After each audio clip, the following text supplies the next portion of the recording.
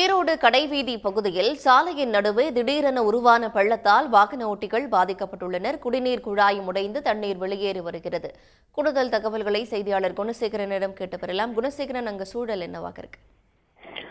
நிச்சயமாக ஈரோடு மாநகராட்சியினுடைய 36வது வார்டுக்குட்பட்ட மணிக்கூண்டு பகுதியில் தான் தற்பொழுது அந்த சாலை உடைப்பு ஏற்பட்டு குழாயும் உடைந்து அதிலிருந்து தண்ணீர் வீணாகி வருகிறது.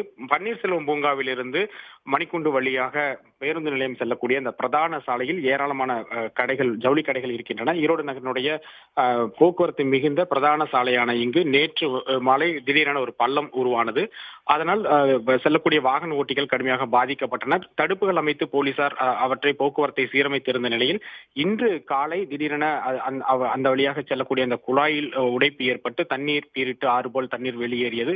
ஆயிரக்கணக்கான லிட்டர் தண்ணீர் வெளியேறியதால் அந்த வழியாக செல்லக்கூடிய பொதுமக்களும் வாகன ஓட்டிகளும் சிரமத்திற்கு ஆளாகினர். அதற்கு பிறகு சம்பவ இடத்திற்கு வந்த போலீசார் அந்த போக்குவரத்தை முற்றிலுமாக தடை செய்து அந்த சீரமைப்பு பணியில் ஈடுபட்டனர்.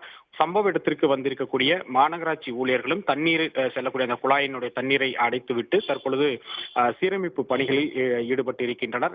அந்த உடைப்பு ஏற்பட்டதற்கான காரணம் என்பது குறித்தும் ஆய்வுகளை மேற்கொண்டு வருகிறார்கள். இந்த பிரதான சாலையில் ஏற்பட்ட அந்த திடீர் பள்ளமும் அதில் ஏற்பட்ட அந்த குழாய் உடைப்பும் இந்த பகுதியில் ஒரு பரபரப்பை ஏற்படுத்தி இருக்கிறது. நன்றி குணசேகரன், விவரங்களை வழங்கியமைக்க.